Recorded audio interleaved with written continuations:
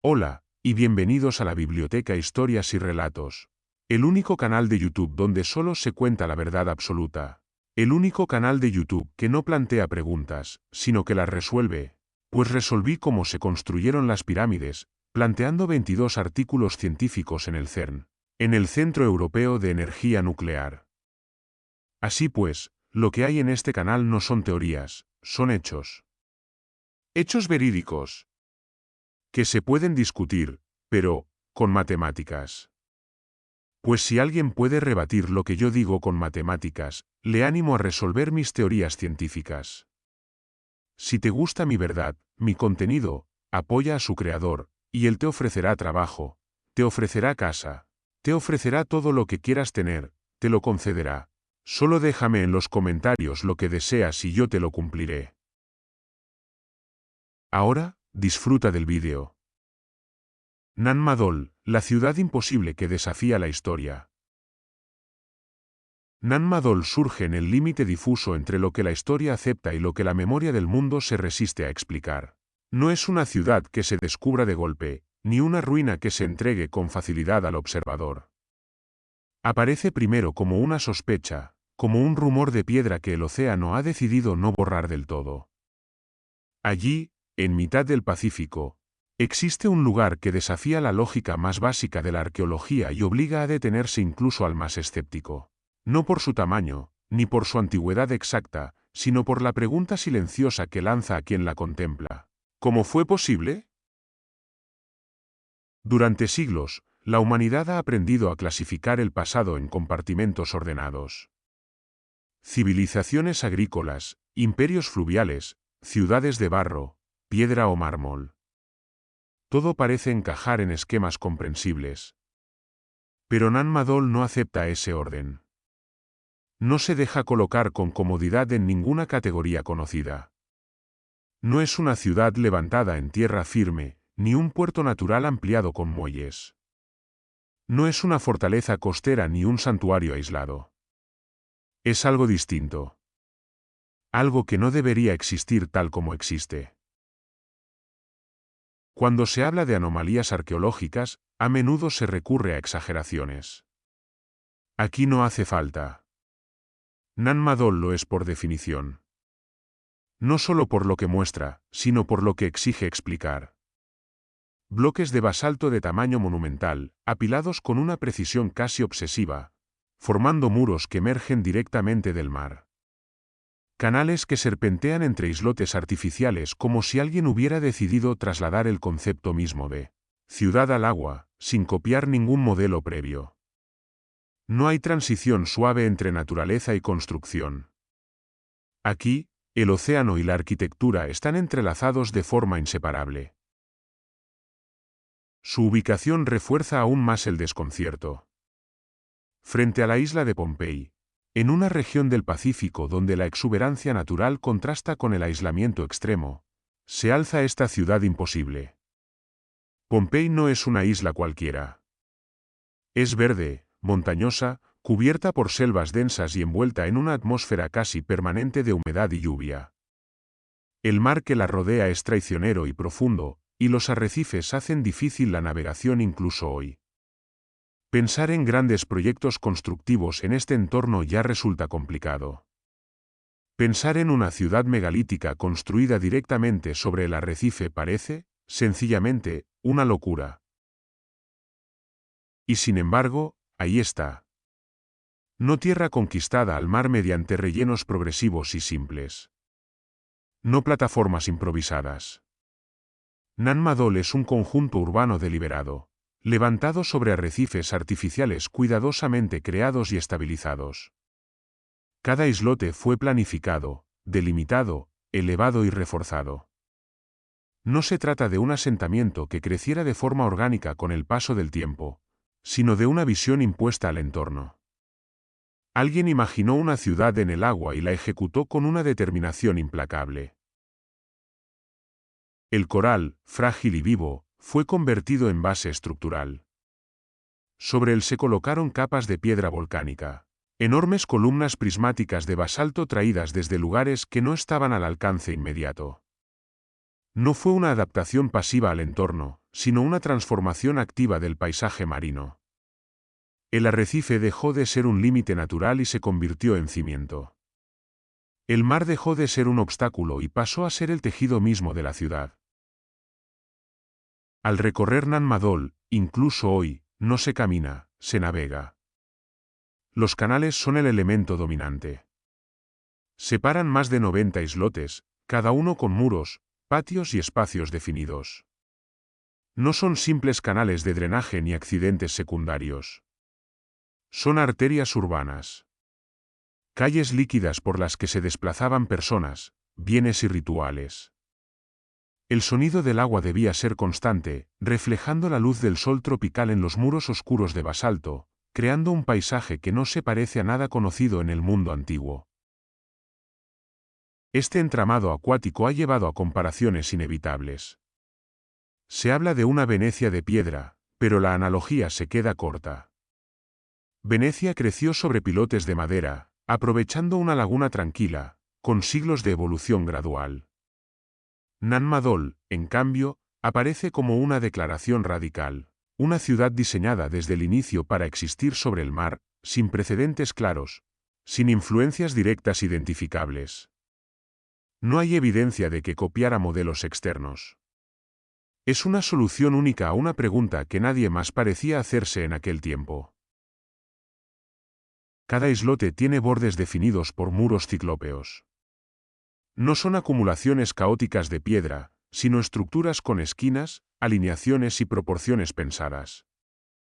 Algunos islotes son amplios, con espacios interiores que sugieren actividad intensa. Otros son más pequeños, casi austeros, como si cumplieran funciones específicas y limitadas.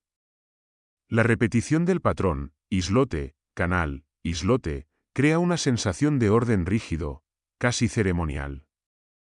Nada parece dejado al azar. Lo más inquietante es la ausencia de equivalentes claros en otras culturas antiguas. Las grandes civilizaciones construyeron en riberas, valles fértiles, mesetas defensivas. Incluso los asentamientos costeros más complejos mantuvieron siempre un anclaje firme a la tierra. Nan Madol rompe esa lógica. No depende de campos agrícolas inmediatos ni de rutas comerciales evidentes.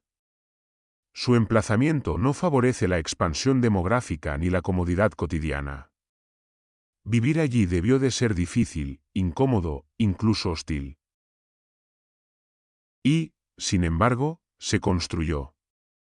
No como un experimento breve, sino como un proyecto de gran escala, sostenido durante generaciones.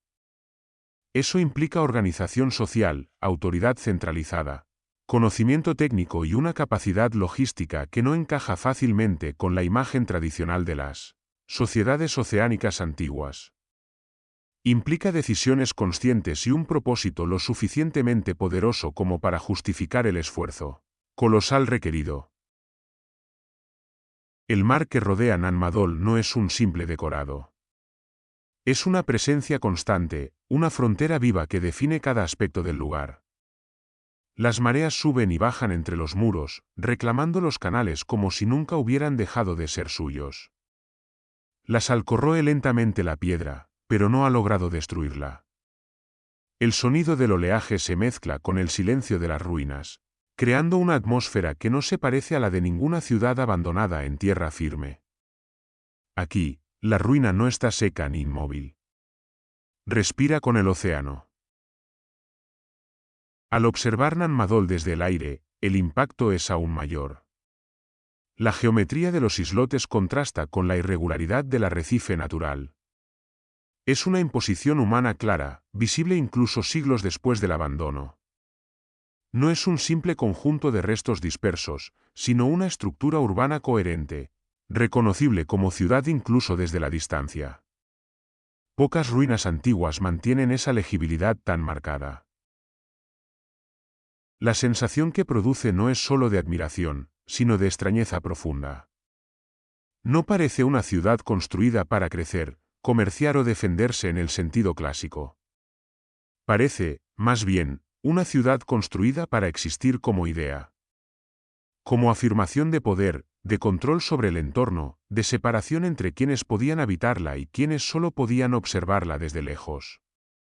El agua no solo separa islotes, separa mundos.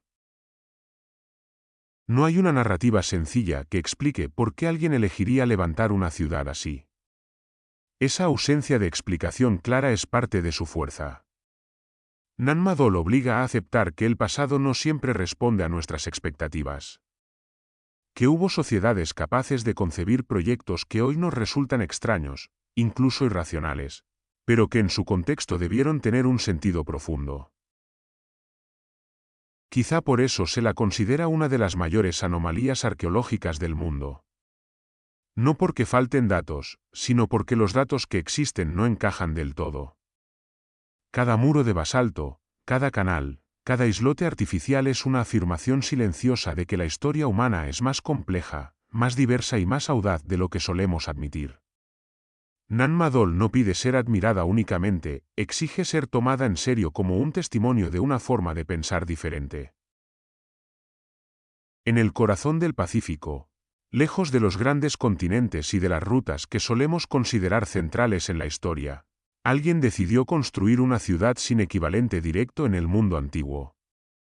No una copia, no una adaptación, sino una creación singular. Una ciudad que no se apoya en la tierra, sino que flota simbólicamente sobre el mar, sostenida por piedra y voluntad. Y así permanece, entre arrecifes y canales, desafiando al tiempo y a la comprensión. No como un error del pasado, sino como una declaración contundente de que hubo lugares donde la imaginación humana se atrevió a ir más allá de lo razonable. Nan Madol no necesita explicarse para existir. Basta con que esté ahí para recordarnos que la historia aún guarda preguntas que no se dejan encerrar fácilmente en libros ni teorías. Construir en Nan Madol no significó elegir un lugar difícil. Significó elegir un lugar casi imposible. El entorno natural no ofrecía ventajas evidentes, ni protección cómoda, ni recursos inmediatos que invitaran a un asentamiento permanente de gran escala.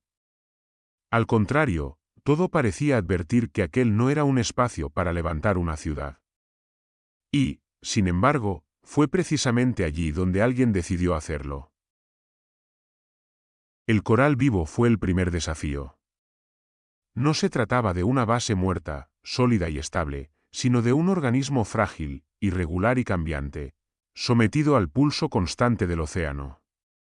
El mar era poco profundo, sí, pero eso no facilitaba las cosas. Las mareas alteraban el nivel del agua. Los arrecifes cortaban como cuchillas invisibles y el fondo no ofrecía una superficie uniforme sobre la que apoyar estructuras pesadas. Construir sobre coral implicaba intervenir en un equilibrio natural delicado, arriesgándose a que todo se hundiera, se desplazara o colapsara con el tiempo. Aún así, se hizo. El coral fue transformado en cimiento, estabilizado mediante capas sucesivas de piedra volcánica. No fue un acto improvisado ni experimental. Requirió conocimiento acumulado, observación paciente del comportamiento del mar y una confianza notable en que la obra resistiría. Cada islote artificial es, en esencia, una victoria contra un entorno que no estaba diseñado para soportar peso, muros ni planificación urbana. La ausencia de canteras cercanas visibles añade otra capa de desconcierto. El basalto utilizado no aparece de forma natural en el mismo lugar donde se levantó la ciudad. No hay afloramientos evidentes, ni restos claros de extracción inmediata. Eso implica que la piedra fue traída desde otros puntos de la isla o incluso desde zonas más alejadas, atravesando selvas densas, pendientes abruptas y, finalmente, el mar. Cada bloque transportado fue una decisión consciente de invertir energía, tiempo y esfuerzo en un lugar que no ofrecía recursos a cambio. En un entorno insular, donde cada desplazamiento cuesta, la elección de materiales importa. Aquí no se optó por madera, más abundante y fácil de trabajar. No se eligieron soluciones ligeras o temporales. Se eligió el basalto, pesado, duradero, resistente al agua y al tiempo. Eso habla de una intención clara. Nan Madol no fue concebida como un asentamiento efímero, sino como algo destinado a perdurar, incluso enfrentándose a las condiciones más hostiles. El clima no ofrecía tregua. La humedad era constante, envolvente, penetrante. Las lluvias torrenciales caían con frecuencia, empapando todo, acelerando la erosión y dificultando cualquier trabajo prolongado. El calor tropical agotaba los cuerpos, y la combinación de sol, lluvia y sal creaba un entorno implacable para personas y materiales. Construir en estas condiciones no era solo un reto técnico, sino humano. Mantener la disciplina, la coordinación y la continuidad de la obra exigía una estructura social capaz de sostener el esfuerzo durante largos periodos. La vegetación crecía con rapidez, reclamando cualquier espacio abandonado. El moho, las algas y los organismos marinos atacaban constantemente las superficies expuestas. Nada en ese clima favorecía la preservación de estructuras complejas sin mantenimiento continuo. Y, aún así, los muros se levantaron, se alinearon y resistieron. La ciudad fue concebida para convivir con ese entorno, no para ignorarlo.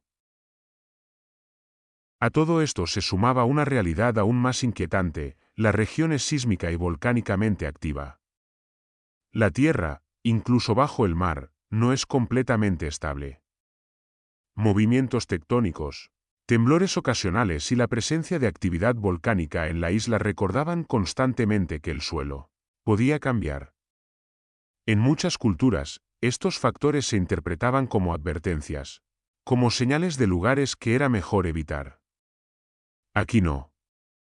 Aquí se eligió construir precisamente en ese límite, donde la tierra y el fuego no estaban del todo dormidos. Eso sugiere una relación distinta con el riesgo. O bien una confianza absoluta en los conocimientos propios, o bien una visión del mundo en la que esos peligros formaban parte del orden natural y debían ser integrados, no esquivados. Vivir y construir en una zona así implicaba aceptar la posibilidad del desastre como parte de la existencia. No había promesa de estabilidad eterna, solo la determinación de imponer una forma humana al caos circundante. El mar, lejos de ser solo un obstáculo, se convirtió en un elemento central del diseño. No fue combatido ni contenido, sino incorporado. Funcionó como frontera, delimitando el espacio de la ciudad y separándola del resto del mundo. No cualquiera podía llegar a Nan Madol. El agua actuaba como filtro natural, como barrera que exigía conocimiento de navegación, control de embarcaciones y permiso implícito para cruzarla. La ciudad no se abría al exterior, se protegía a sí misma mediante su propio entorno. Al mismo tiempo, el mar fue defensa. No murallas de tierra ni fosos artificiales, sino canales naturales y controlados. El acceso podía ser vigilado desde puntos específicos, y cualquier intento de aproximación quedaba expuesto. En una región donde los conflictos se resolvían a menudo mediante incursiones rápidas, la disposición acuática ofrecía una ventaja estratégica evidente. Defender una ciudad rodeada de agua requiere menos recursos que proteger largas fronteras terrestres. Pero el mar también fue vía de transporte. Las mismas aguas que separaban y protegían permitían el movimiento interno y externo. Las embarcaciones se deslizaban por los canales como si fueran calles líquidas, conectando islotes, transportando materiales, personas y objetos rituales. El ritmo de la ciudad estaba marcado por el vaivén del agua, por las mareas y las corrientes. No era una ciudad que ignorara el océano, sino una que latía al compás de él. Esta triple función del mar, frontera, defensa y camino, revela una comprensión profunda del entorno. No se trató de una elección ingenua ni romántica. Fue una integración calculada, donde cada elemento natural cumplía un papel dentro del sistema urbano. La ciudad no se aisló del mundo, pero tampoco se ofreció a él. Se colocó en una posición intermedia, accesible solo para quienes entendían sus reglas. El resultado fue un espacio que no se parecía a ningún otro. No era plenamente terrestre ni completamente marino. No pertenecía del todo a la isla ni al océano. Era una frontera permanente, un territorio liminal donde las categorías habituales se desdibujaban. Vivir allí significaba habitar ese límite, aceptar que el suelo podía ser agua y que el agua podía ser camino.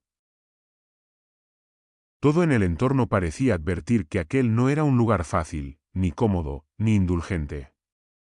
Y precisamente por eso, construir allí fue una declaración poderosa. No de supervivencia, sino de control. No de adaptación pasiva, sino de dominio consciente. Nan Madol no nació a pesar del entorno, sino en desafío directo a él. Ese desafío quedó grabado en cada bloque de basalto y en cada islote artificial. La ciudad no se escondió de la naturaleza, ni intentó domesticarla por completo. La utilizó como parte de su identidad. El coral, el clima, los temblores y el mar no fueron enemigos vencidos, sino fuerzas integradas en un equilibrio tenso y deliberado. Y así, en uno de los entornos más hostiles para la arquitectura monumental, surgió una ciudad que no debería haber existido. No porque fuera imposible en términos absolutos, sino porque todo indicaba que no tenía sentido práctico. Sin embargo, Nan Madol demuestra que el sentido no siempre se mide en comodidad o eficiencia. A veces se mide en voluntad, en simbolismo y en la capacidad humana de imponer significado incluso en los lugares más improbables del mundo. La arquitectura de Nan Madol no se impone por ornamento ni por refinamiento decorativo. Se impone por masa, por repetición y por una lógica constructiva que resulta tan simple en apariencia como desconcertante en su ejecución.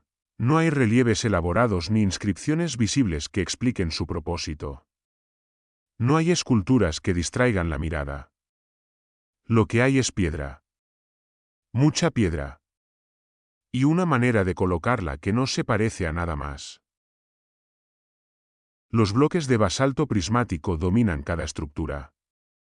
No fueron tallados para parecer ladrillos ni pulidos para encajar de forma invisible. Conservan su forma alargada, casi natural, como si alguien hubiera decidido utilizar la geometría que la propia tierra ofrecía sin intentar disimularla. Apilados unos sobre otros, recuerdan a troncos de madera colocados en capas cruzadas, una técnica que evoca más una construcción orgánica que una obra estrictamente pétrea. Esa elección no es casual. En un entorno oceánico donde la madera era un material fundamental, la piedra fue tratada como si fuera un sustituto eterno de aquello que normalmente se pudre y desaparece. Cada muro parece una traducción mineral de técnicas conocidas en materiales más ligeros. Los bloques se alternan, se cruzan en las esquinas, se superponen con una lógica repetitiva que crea estabilidad sin necesidad de artificios visibles. No hay sensación de improvisación. La arquitectura no busca sorprender con formas complejas, sino imponer una presencia sólida, casi inamovible. Es una arquitectura que no dialoga, afirma. El tamaño de las piezas lleva esa afirmación a un extremo difícil de ignorar. Algunos bloques alcanzan pesos que oscilan entre las 20 y las 40 toneladas. No se trata de excepciones aisladas, sino de elementos integrados de forma sistemática en los muros. No están reservados para puntos simbólicos concretos, sino que forman parte del tejido general de la ciudad. Esto implica que el transporte y la colocación de estas piedras no fueron hazañas únicas, sino procesos repetidos una y otra vez. Mover un solo bloque de ese tamaño ya supone un desafío monumental incluso con tecnología moderna básica. Hacerlo de manera reiterada, en un entorno insular, sin animales de carga ni metal, exige una organización precisa y una comprensión profunda de la fuerza colectiva. Cada piedra colocada es el resultado de una coreografía humana compleja, donde el error no tenía margen. No había segundas oportunidades cuando una pieza caía mal o se fracturaba. La técnica sin mortero añade otro nivel de complejidad. Los bloques no están unidos por ningún material aglutinante. No hay barro, cal ni resinas visibles que rellenen los espacios. La estabilidad depende exclusivamente del peso, del equilibrio y del encaje preciso entre las piezas. Cada bloque descansa sobre otros con una exactitud que impide el movimiento lateral y distribuye la carga de forma eficiente. El conjunto funciona como un rompecabezas tridimensional de escala colosal. Este tipo de construcción exige planificación previa. No se puede improvisar un muro sin mortero con bloques de ese tamaño. Cada pieza debe colocarse en el orden correcto, en la posición exacta, sabiendo que una vez situada será prácticamente imposible moverla. El margen de error es mínimo. Un pequeño desajuste se amplifica con cada capa añadida. El hecho de que los muros se mantengan en pie siglos después, pese a la acción constante del agua y los movimientos del terreno, habla de un conocimiento empírico sólido, transmitido y perfeccionado a lo largo del tiempo. Los muros alcanzan alturas que llegan hasta los 8 metros. No son simples cercas ni delimitaciones simbólicas. Son estructuras imponentes que crean espacios cerrados, patios internos y recintos que transmiten una sensación clara de separación. Al estar rodeados de agua, estos muros adquieren aún más presencia. Se elevan directamente desde el mar, como si emergieran de él, reforzando la idea de que la ciudad no fue colocada sobre el océano, sino que brotó desde su interior. La verticalidad de estas construcciones contrasta con el paisaje plano del arrecife. No hay colinas ni elevaciones naturales que expliquen esa altura. Todo es artificial, deliberado. Cada metro ganado en vertical implicó más piedra, más esfuerzo y más riesgo. No era necesario para simples viviendas. Era una elección cargada de significado. Elevar muros así no solo define espacios, define jerarquías. Marca límites claros entre lo que se permite ver y lo que se oculta. Lo más desconcertante no es solo el tamaño o la técnica, sino la precisión. La imagen tradicional de las culturas oceánicas antiguas suele asociarse a construcciones ligeras, adaptadas a entornos cambiantes, con énfasis en lo funcional y lo efímero. Nan Madol rompe esa imagen de forma radical. La precisión con la que los bloques encajan, la regularidad de los muros y la coherencia del conjunto urbano revelan una tradición arquitectónica que no se corresponde con ese estereotipo. No se trata de una precisión matemática en el sentido moderno, pero sí de una exactitud práctica extraordinaria. Las juntas entre bloques son estrechas, las alineaciones se mantienen, las esquinas están bien definidas. No hay sensación de colapso inminente ni de soluciones de compromiso. Todo parece haber sido pensado para durar, incluso en un entorno donde nada parece diseñado para hacerlo. Esta precisión no surge de la nada. Implica aprendizaje acumulado, transmisión de conocimientos y especialización. Alguien sabía cómo elegir las piedras adecuadas, cómo colocarlas, cómo distribuir las cargas. Alguien entendía qué bloques debían ir abajo y cuáles podían colocarse más arriba. No era un conocimiento difuso repartido entre todos, sino una técnica dominada por constructores expertos, respetados y probablemente temidos por su capacidad de transformar el paisaje. La repetición del mismo sistema constructivo en múltiples islotes refuerza esa idea. No hay variaciones improvisadas ni estilos contradictorios. La ciudad habla un solo lenguaje arquitectónico, claro y consistente. Eso solo es posible cuando existe una autoridad que define normas y las hace cumplir, y cuando existe una tradición técnica lo suficientemente sólida como para replicarse sin perder calidad. Caminar, o navegar, entre estos muros genera una sensación peculiar. No es la admiración estética lo que domina, sino una mezcla de respeto y desconcierto. La piedra no invita, no acoge. Impone. Cada bloque parece colocado para recordar al visitante que no está en un espacio común. La arquitectura no busca agradar, busca delimitar, separar, ordenar. El basalto oscuro, casi negro cuando está húmedo, absorbe la luz y refuerza esa sensación de peso. Bajo el sol tropical, los muros se calientan y devuelven el calor al ambiente, creando una atmósfera densa, casi opresiva. En la sombra, el contraste con el agua brillante de los canales es aún más marcado. La ciudad juega con esa dualidad, luz y oscuridad, agua y piedra, fluidez y rigidez. La elección de esta arquitectura no fue neutra. No fue simplemente la forma más eficiente de construir en ese entorno. Fue una declaración. Un mensaje silencioso de permanencia en un mundo dominado por lo cambiante. En una región donde las islas pueden erosionarse, donde las tormentas remodelan el paisaje y donde la vida se adapta constantemente, Nan Madol se alza como una negación deliberada de lo efímero. Cada muro de 8 metros, cada bloque de decenas de toneladas, cada encaje sin mortero es una afirmación de control sobre la materia. No un control absoluto, pero sí suficiente para imponer una forma humana duradera en un entorno que no la favorecía. La ciudad no fue construida para ser ligera ni flexible. Fue construida para resistir, para permanecer como testimonio incluso cuando sus habitantes ya no estuvieran.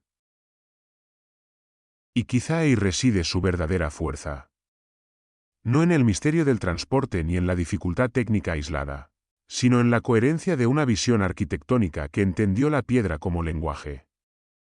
Un lenguaje que no necesitaba palabras ni símbolos tallados.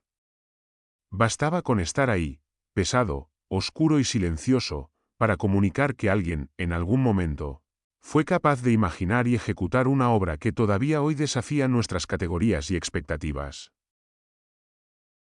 El misterio del transporte del basalto es el punto donde la lógica comienza a tensarse hasta casi romperse.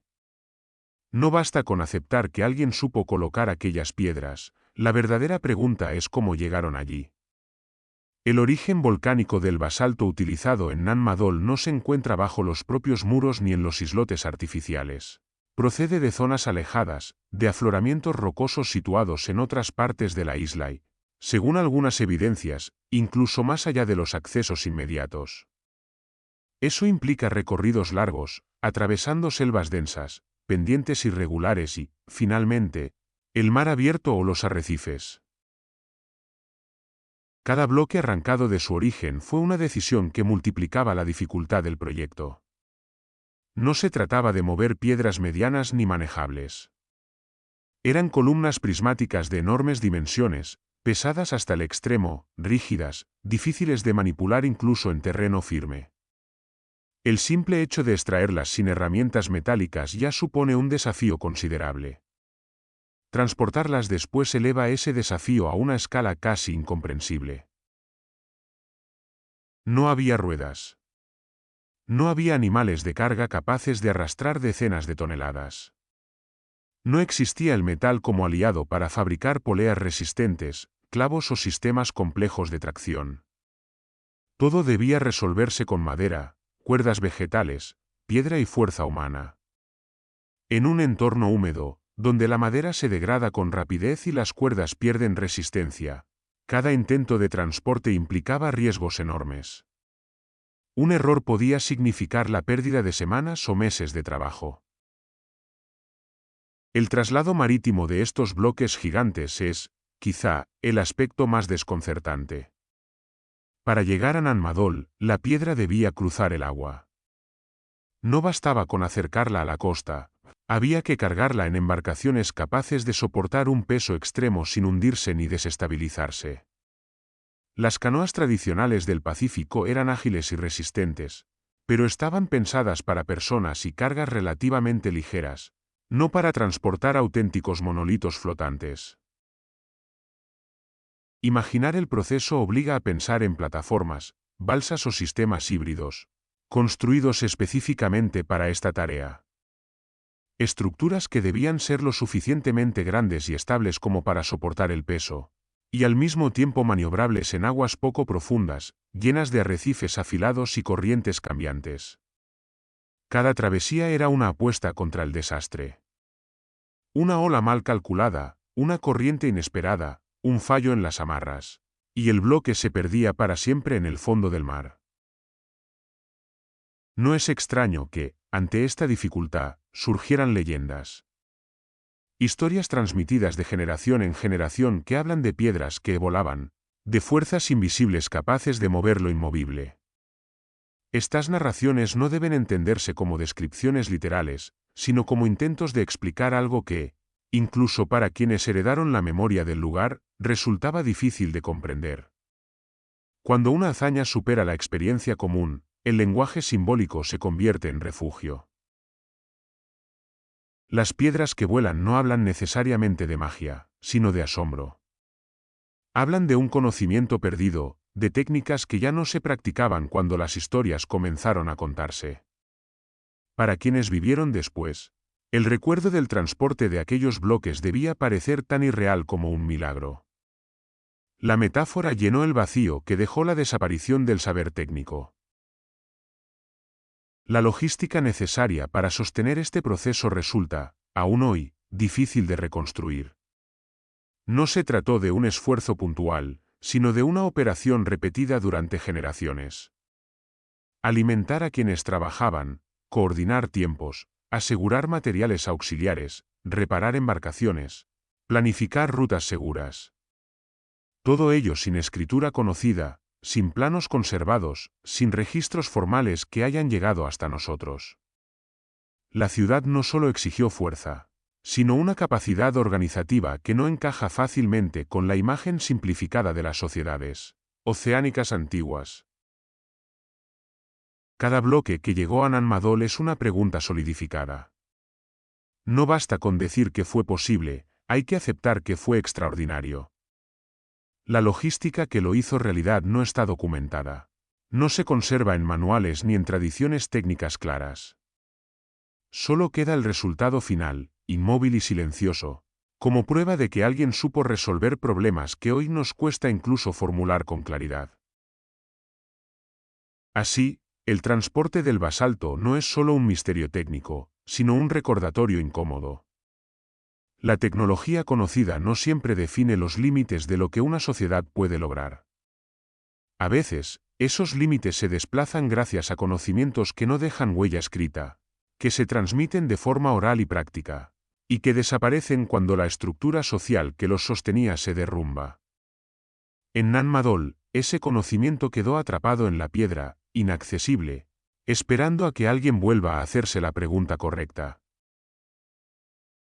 Nan Madol no fue un amontonamiento caótico de estructuras levantadas según la necesidad inmediata. No creció como crecen los pueblos, expandiéndose de manera irregular, adaptándose al terreno y a los impulsos del momento. Desde su concepción, la ciudad revela una intención clara de orden, una voluntad de distribuir el espacio de acuerdo con funciones específicas y jerarquías bien definidas. Cada islote cumple un papel, y ese papel no parece haber sido accidental ni intercambiable. Al recorrer el conjunto, se percibe que no todos los islotes son iguales ni están destinados a lo mismo. Algunos están claramente preparados para actividades rituales, con espacios abiertos y muros que delimitan recintos internos, como si hubieran sido pensados para ceremonias donde el movimiento y la visibilidad eran importantes.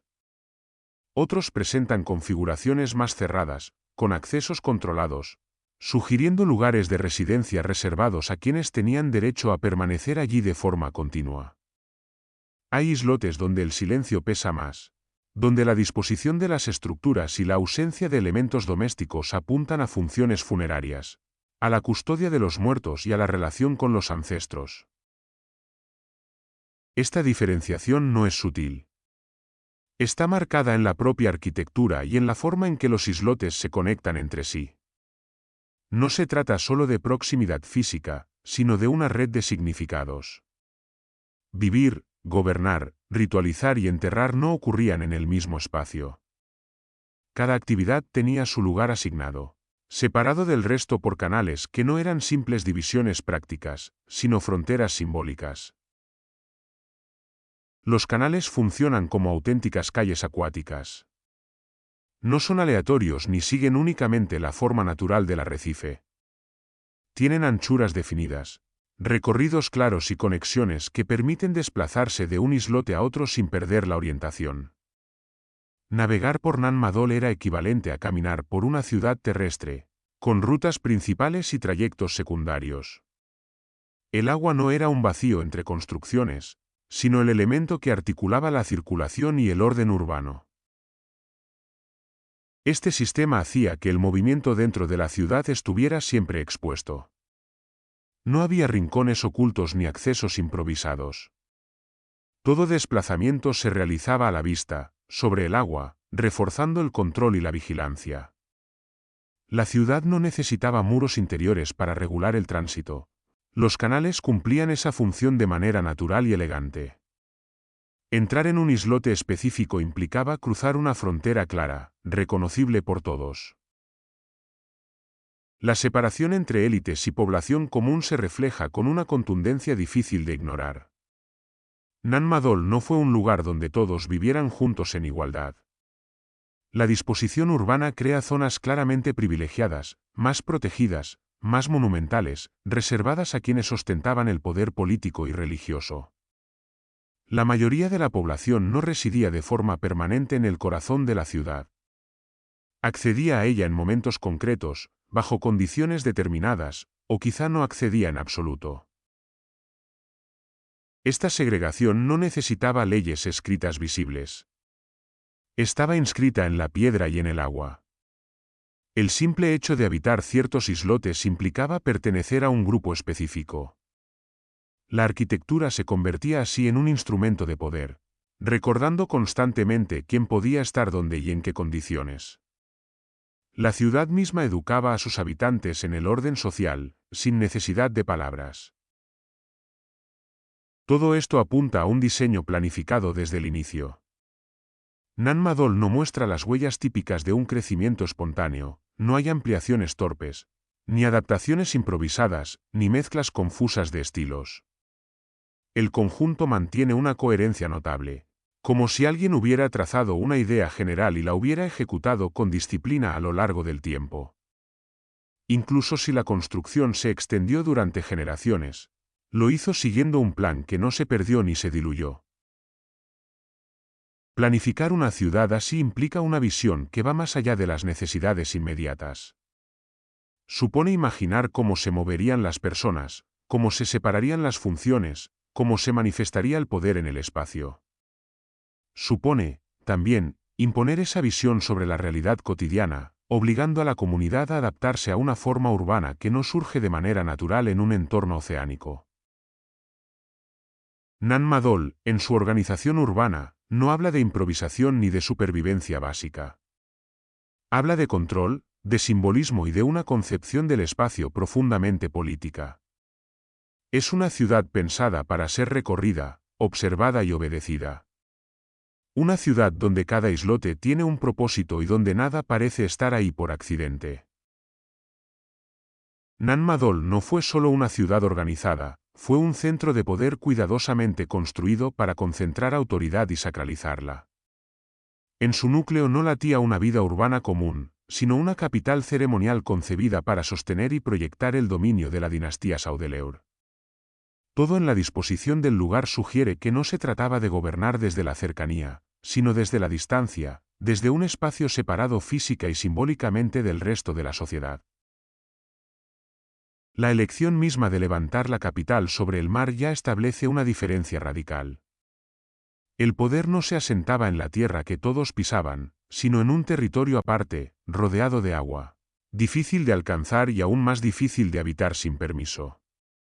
Acceder a Nan Madol no era un acto cotidiano. Era un tránsito cargado de significado. Una aproximación al centro donde residía algo más que autoridad política, residía lo sagrado. Los gobernantes de la dinastía Saudeleur no fueron simples jefes civiles. La ciudad refleja una fusión deliberada entre poder político y poder religioso. Los reyes eran también sacerdotes, intermediarios entre el mundo humano y las fuerzas invisibles que se creía regían el orden del cosmos. Vivir en Nan Madol implicaba habitar ese umbral. La residencia de estos reyes sacerdotes no era solo un palacio, era un espacio ritual permanente, donde cada gesto, cada desplazamiento y cada ceremonia reforzaban la idea de que el poder emanaba de algo más alto y más antiguo que cualquier voluntad humana. El control del poder no se ejercía únicamente mediante la fuerza o la administración, sino a través del ritual. Los actos ceremoniales no eran eventos aislados, sino parte de la estructura misma del gobierno. El calendario, las ofrendas, los silencios y las prohibiciones formaban un entramado que mantenía a la población en un estado constante de reconocimiento de la autoridad. El poder se volvía incuestionable porque estaba integrado en el orden del mundo, no presentado como una imposición arbitraria. Los espacios prohibidos al pueblo refuerzan esta idea con claridad brutal. No todo Nan Madol era accesible. Algunos islotes estaban vedados, no por razones prácticas, sino simbólicas. Cruzar ciertos canales sin autorización significaba transgredir un límite que no era solo físico, sino espiritual. El agua se convertía en una línea invisible que separaba a los comunes de lo intocable. El desconocimiento de lo que ocurría en esos espacios alimentaba el respeto, el temor y la obediencia. La arquitectura desempeñaba un papel central en este sistema de dominación. Los muros altos, macizos y oscuros no invitaban a entrar ni a comprender. Cerraban, ocultaban, imponían. No mostraban el poder, lo insinuaban. La imposibilidad de ver más allá reforzaba la idea de que el centro del poder no estaba hecho para ser comprendido por todos. Era suficiente saber que estaba ahí, inaccesible y permanente. En este contexto, la ciudad no funcionaba como un lugar de convivencia, sino como un escenario cuidadosamente construido. Cada islote, cada canal y cada muro contribuían a una narrativa silenciosa donde el poder se presentaba como algo natural, eterno y separado del resto de la vida cotidiana. Nan Madol no necesitaba ejércitos visibles ni proclamaciones constantes. Su sola existencia, imponente y aislada, recordaba a todos que la autoridad residía en un espacio distinto, gobernado por quienes afirmaban hablar en nombre de fuerzas superiores. Así, el centro político y religioso no era solo el corazón administrativo del dominio Saudeleur. Era su instrumento más eficaz. Una ciudad diseñada para que el poder no se discutiera, sino que se aceptara.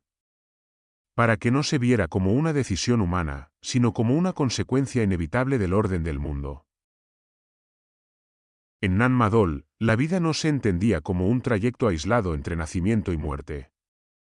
Todo en la ciudad sugiere que existir significaba participar en un ciclo más amplio, donde los vivos, los muertos y las fuerzas invisibles compartían un mismo espacio, aunque no el mismo plano. La relación con la muerte no era marginal ni oculta, estaba integrada en el corazón mismo del poder y del ritual. Las tumbas de élite ocupaban islotes específicos, separados del resto por canales que actuaban como fronteras definitivas. No cualquiera podía reposar allí. La elección del lugar de enterramiento no respondía solo a la cercanía con los vivos, sino a la posición que el difunto había ocupado en la jerarquía social y espiritual. Ser enterrado en Nan Madol significaba permanecer cerca del centro del mundo, incluso después de la muerte. La piedra que había sostenido el poder en vida seguía protegiéndolo en el más allá. Estas tumbas no eran simples depósitos de cuerpos. Eran espacios cargados de simbolismo, diseñados para mantener una conexión activa entre los ancestros y la ciudad. Los muertos no se iban del todo. Permanecían como presencia silenciosa, como guardianes invisibles del orden establecido. La arquitectura funeraria reforzaba esa idea de continuidad, muros sólidos, espacios cerrados, aislamiento deliberado. La muerte no rompía el vínculo con el poder, lo consolidaba. Las tradiciones orales hablan de sacrificios humanos ligados a estos rituales. No como actos caóticos de violencia, sino como ofrendas destinadas a sostener el equilibrio entre mundos. En estas narraciones, el sacrificio no es castigo ni barbarie gratuita, sino un acto extremo cargado de significado. Entregar una vida era una forma de alimentar a las fuerzas que protegían la ciudad, de asegurar la continuidad del orden y de apaciguar a los ancestros. El mar desempeñaba un papel central en estos rituales. No era solo el entorno físico de la ciudad, sino un elemento sagrado, asociado al origen y al tránsito. El agua separaba los mundos, pero también los conectaba. Los rituales ligados al mar evocaban esa dualidad constante, el océano como cuna y como frontera, como camino hacia lo invisible. Las mareas, los reflejos y la profundidad se convertían en símbolos vivos de aquello que no podía verse, pero sí sentirse. La creencia en espíritus guardianes impregnaba cada rincón de Nan Madol. No se trataba de entidades abstractas, sino de presencias concretas, ligadas a lugares específicos, a islotes, muros y canales. Caminar o navegar por la ciudad implicaba hacerlo bajo la mirada de esas fuerzas. El respeto no era solo social, sino espiritual. Transgredir un límite podía significar atraer una desgracia que no provenía de los hombres, sino de aquello que los observaba desde otro plano. Por todo ello, Nan Madol fue concebida como un umbral entre mundos. No completamente viva ni completamente muerta. No enteramente humana ni del todo divina. Era un espacio de tránsito, donde los reyes sacerdotes mediaban entre lo visible y lo invisible, y donde la ciudad misma funcionaba como un puente. En sus muros y canales, la piedra y el agua sellaban un pacto silencioso. Aquí, la frontera entre los mundos no se oculta, se habita. Nada que se impone con tanta fuerza permanece intacto para siempre. El mismo sistema que permitió a Nan Madol erigirse como centro absoluto del poder contenía, en su rigidez, las semillas de su caída. El dominio de los Saudeleur, sostenido por la distancia, el ritual y el temor, comenzó a resquebrajarse cuando ese equilibrio dejó de servir a quienes lo soportaban desde abajo. El colapso del sistema Saudeleur no llegó de forma repentina ni espectacular. Fue un desgaste lento, casi silencioso, que se filtró por las grietas invisibles del orden impuesto. El poder concentrado, sostenido durante generaciones, terminó por volverse pesado incluso para quienes lo ejercían. La estructura que había funcionado como instrumento de control empezó a exigir más de lo que ofrecía. Los rituales se volvieron obligaciones, las ofrendas cargas, y la autoridad dejó de percibirse como garante del equilibrio para convertirse en un peso constante sobre la vida cotidiana. Las rebeliones internas no surgieron necesariamente como estallidos violentos inmediatos. En un sistema tan profundamente ritualizado, la disidencia primero se manifestó como resistencia pasiva, como incumplimientos velados, como pérdida de fe en la legitimidad sagrada del poder. Cuando una autoridad se sostiene en la idea de que es intocable, el primer golpe no suele ser físico, sino simbólico. Basta con que deje de creerse para que empiece a desmoronarse.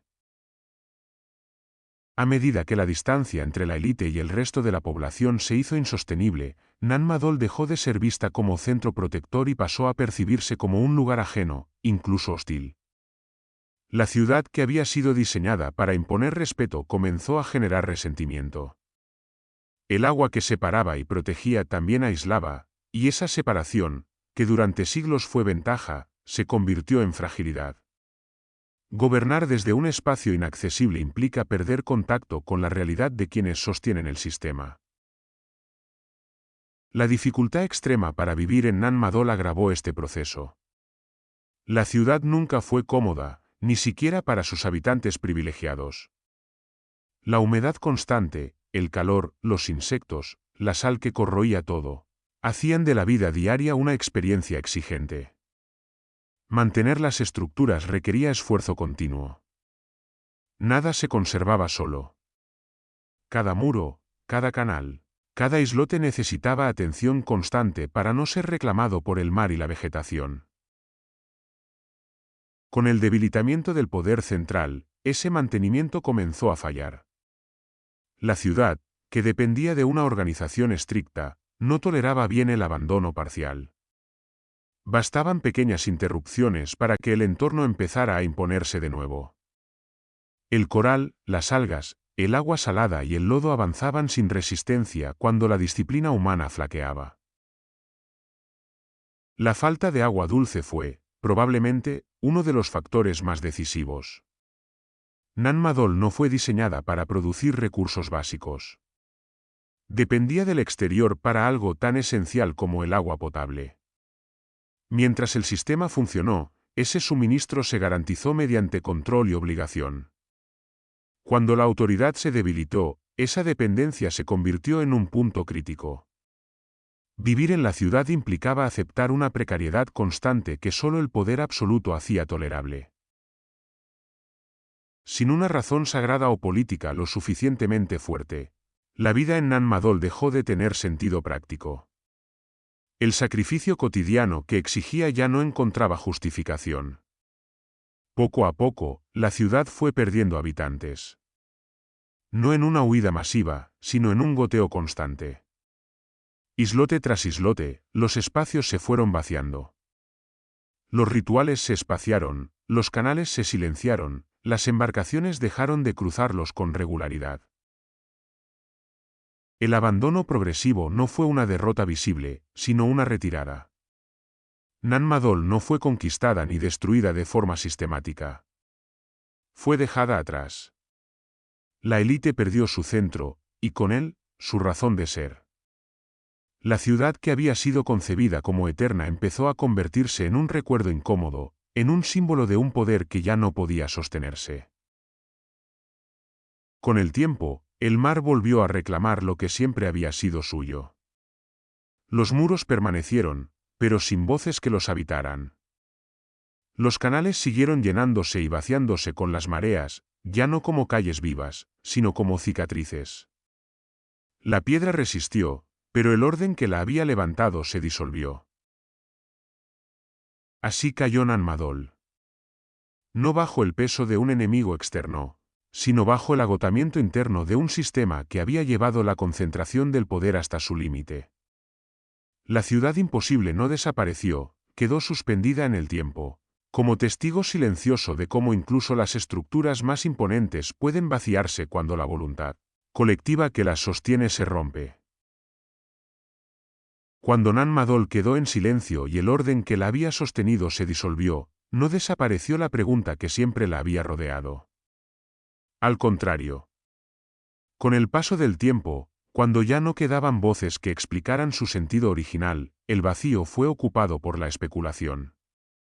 Las ruinas, inmóviles y desafiantes, empezaron a sugerir posibilidades que iban más allá de las explicaciones aceptadas.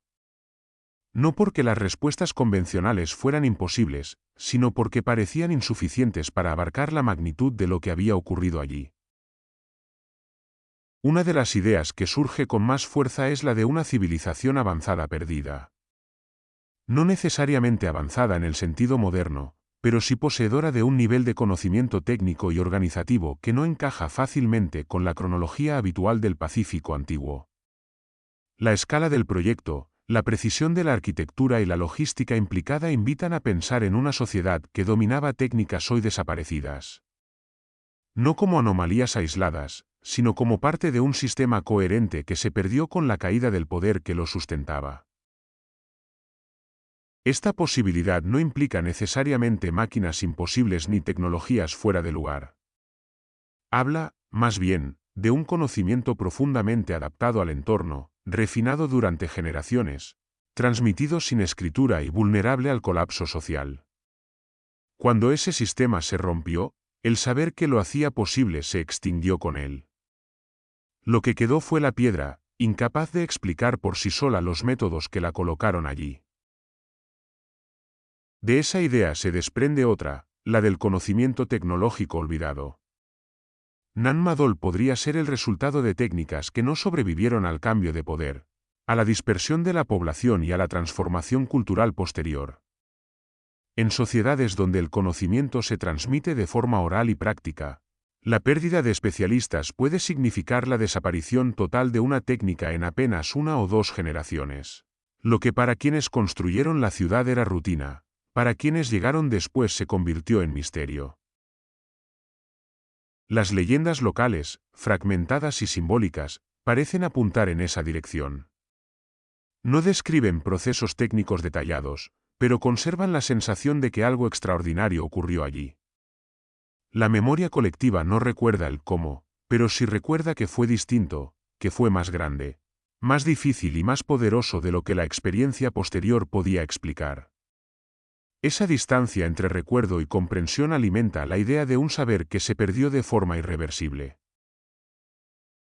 Algunos van más allá y plantean una posible herencia antediluviana. No como afirmación literal de un cataclismo global, sino como metáfora de un tiempo anterior a grandes cambios climáticos, geológicos o culturales. En esta visión, Nanmadol sería un eco tardío de una tradición mucho más antigua, transmitida a través de generaciones y adaptada a nuevos contextos. La ciudad no sería el origen de ese conocimiento, sino uno de sus últimos refugios visibles. Esta hipótesis encuentra terreno fértil en la propia naturaleza del Pacífico, un océano vasto, salpicado de islas que pudieron haber sido nodos de intercambio en épocas en que el nivel del mar era diferente. En ese escenario, culturas hoy aisladas habrían estado conectadas por rutas marítimas complejas, compartiendo ideas, técnicas y visiones del mundo que luego se fragmentaron y diluyeron. De ahí surgen los paralelos con Atlántida y el megalitismo global. No como una identificación directa ni como una afirmación de una civilización única y homogénea, sino como la observación de patrones recurrentes. Grandes bloques de piedra, arquitecturas monumentales, conocimientos que parecen aparecer en lugares muy distantes sin una explicación clara de contacto directo. Nanmadol se suma a esa constelación de lugares que desafían las narrativas simples de desarrollo lineal e independiente. El megalitismo, presente en continentes y océanos, sugiere que hubo ideas compartidas sobre la relación entre piedra, poder y lo sagrado. Ideas que no necesitaban escritura para viajar, que podían transmitirse mediante rituales, mitos y prácticas constructivas. Nanmadol, con su arquitectura de basalto sobre el mar, encaja en ese patrón de lugares donde la monumentalidad no era solo funcional, sino simbólica. La piedra no era solo material, era lenguaje. La comparación con Atlántida no reside tanto en la ubicación o en el destino final, sino en el concepto. Una civilización asociada al mar, al poder concentrado, al conocimiento que se pierde tras una caída. Una ciudad que, al desaparecer como sistema vivo, deja atrás ruinas que provocan más preguntas que respuestas.